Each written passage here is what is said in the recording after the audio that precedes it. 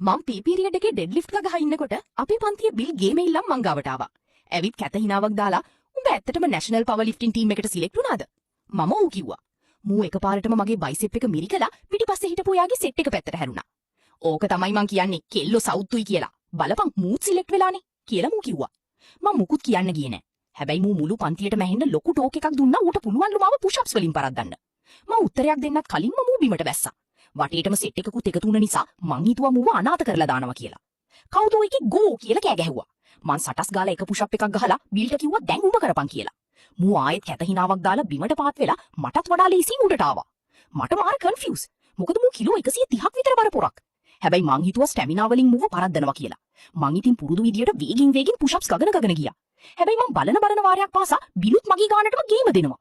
අපි 40 50 කිට්ටු කරද්දි වටේ හිටපුන් කෑ ගහන්න ගත්තා. බිල්ට දාඩිය පොදක්වත් දාලා නැහැ. 75 වදිද්දි මගේ අත් දෙක වෙවුලන්න ගත්තා.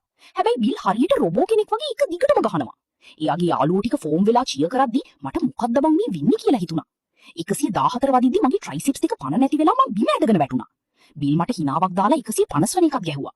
ඌ නැගිටලා මං උඹට කිව්වේ කියලා හයියෙන් hina වුණා.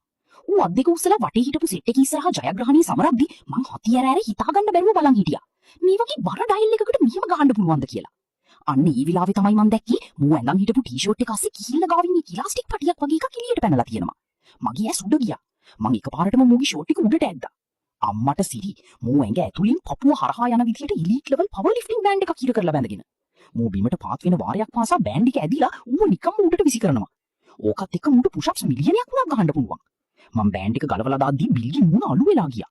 දැන් වරෙන් ආයෙත් ගහන්න මං කිව්වා. මූ දැන් බෑ කියනවා. හැබැයි පන්තියේ සෙට් එක මූ අල්ලලා බලින්ම බිමට දැම්මා. බිල් පළවෙනි පුෂ් අප් එක අමාරුවෙන් ගැහුවා.